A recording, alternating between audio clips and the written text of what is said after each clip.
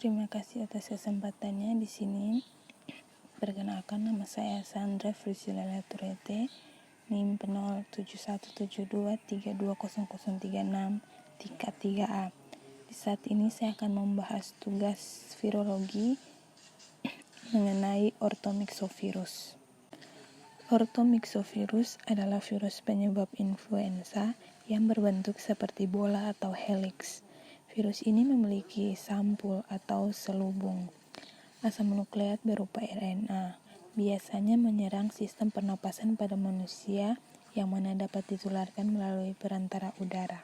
Klasifikasi dari orthomyxovirus.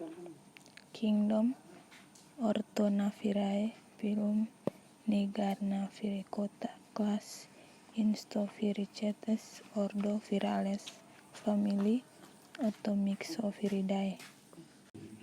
Morfologi. Virus berselubung yang berukuran sedang 80-120 nanometer, mengandung genom RNA bersegmen, berantai tunggal, negatif sense, dan memperlihatkan simetri helix. Partikel-partikelnya bundar. Bagian permukaan orthomyxovirus mempunyai tonjolan. Nukleoprotein helix bagian dalam berukuran 9-15 nanometer dan mempunyai RNA berantai tunggal dan virus influenza A dan B yang terdiri atas 8 segmen terpisah. Sebagian besar segmen merupakan sandi untuk protein tunggal karena zat alami segmen genom. Jika suatu sel terkoinfeksi oleh dua virus yang berbeda dari tipe tertentu, campuran segmen gen parental dapat dipasang ke dalam virion progeni. Partikel virus influenza mengandung 7 protein struktural yang berbeda. 3 protein besar yaitu PB1, PB2, dan PA terikat pada RNA virus dan merupakan penyebab dari transkripsi dan replikasi RNA. Nukleoprotein berkaitan dengan RNA virus membentuk suatu struktur berdiameter 9 nanometer yang mengambil bentuk helix. Protein matriks yang membentuk suatu lapisan di bawah selubung lipid virus penting dalam morfogenesis partikel dan merupakan komponen utama dari virion. Klasifikasi. Virus influenza digolongkan dalam kompleks virus RNA dan dibagi atas 3 tipe, yaitu A, B, dan C. Virus dengan tipe A dan B bisa menyebabkan epidemik, khususnya saat musim salju di negara dengan 4 musim. Sedangkan virus influenza tipe C hanya menyebabkan masalah pernafasan yang ringan dan diduga bukan penyebab dari epidemik. Siklus hidup. Virus influenza mengikat melalui hemagglutinins ke dalam asam gula sialat ke permukaan sel epitelia, biasanya di hidung, tenggorokan, dan paru-paru. Mamalia dan intestin burung, sel mendapatkan virus dari endositosis. Di asid endosom, bagian protein hemagglutinins menggabungkan viral envelope dengan membran vakuola, melepaskan viral RNA atau vRNA, molekul aksesoris protein dan RNA tergantung catatan RNA ke dalam sitoplasma. Protein dan vRNA membentuk kompleks yang mengantarkan ke dalam sel nukleus, di mana RNA tergantung transkripsi RNA mulai transcribing melengkapi positif sense vRNA. vRNA juga membawa ke dalam stilam dan translasi atau tetap di nukleus. Sintesis viral protein baru juga masuk melalui Golgi apparatus ke permukaan sel atau transfer kembali ke dalam nukleus mengikat vRNA yang membentuk nival.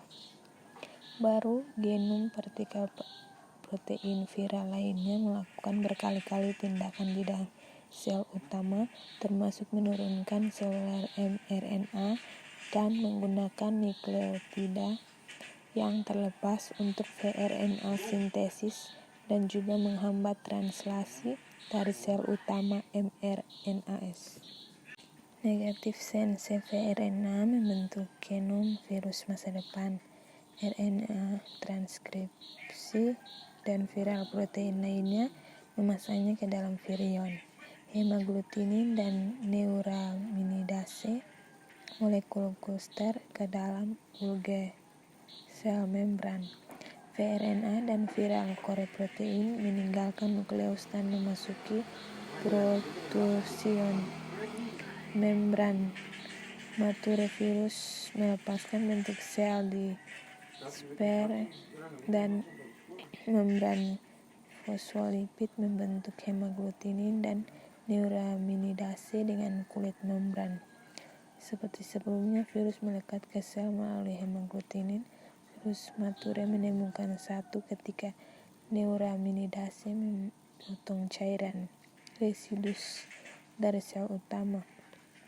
Setelah dilepas dari virus baru influenza, sel utama mati karena absennya enzim RNA proofreading. RNA tergantung RNA transkripsi membuat nukleotida tunggal memasukkan kasar setiap 10.000 nukleotida, di mana kira-kira panjang influenza VRNA setidaknya setiap manufaktur influenza baru adalah mutan. Flu adalah beberapa dari virus langka yang memiliki segmen genom yang terpisah. Ini meningkatkan potensi penggabungan kembali untuk membentuk dan juga menyumbang penemuan terus-menerus dari keturunan virus flu baru. Di alam ini juga bisa menduplikasi di lab. Keturunan avian dan manusia menggabungkan kembali di pigs di timur jauh mungkin mengizinkan virulen keturunan manusia untuk tumbuh. Penyebaran dan penularan. Virus ini tersebar di antara sesama manusia lewat butir-butir percikan saat penderitanya batuk atau bersin. Di tempat orang berkerumun atau tertutup, orang lebih mudah ketularan. Masa inkubasi dari penyakit ini sekitar 1 hingga 4 hari atau rata-rata 2 hari. Pada orang dewasa sudah mulai terinfeksi sejak 1 hari sebelumnya timbulnya gejala influenza hingga 5 hari setelah mulainya penyakit ini. Sedangkan anak-anak dapat menyebarkan virus ini sampai lebih dari 10 hari. Untuk pengobatan, umumnya penyakit yang diakibatkan oleh virus bisa sembuh sendiri. Yang perlu diperhatikan adalah infeksi bakteri atau kuman yang biasanya menyertai infeksi virus. Pengobatan influenza adalah dengan membiarkan tubuh penderita membentuk antibodinya sendiri. Pengobatan flu yang utama adalah istirahat dan berbaring di tempat tidur, minum banyak cairan, dan menghindari kelelahan. Obat flu biasanya terdiri dari komponen untuk menurunkan panas, mengurangi pilek atau hidung berair, dan komponen obat batuk. Namun, bila gejalanya hanya demam saja, tidak perlu mengkonsumsi semua komponen. Pemberian obat itu akan meredakan gejala sekaligus mengurangi penderitaan pasien flu. Vitamin dan pengencer dahak tidak mutlak diperlukan dan perlu dinilai secara individual. Untuk penyakit yang berat tetapi tanpa komplikasi bisa diberikan acetaminophen, aspirin, ibuprofen, atau naproxen. Kepada anak-anak tidak perlu diberikan aspirin karena risiko terjadinya sindrom Reye. Obat lainnya yang biasa diberikan adalah dekongestan hidung dan penghirup uap. Sekian materi yang dapat saya sampaikan. Terima kasih.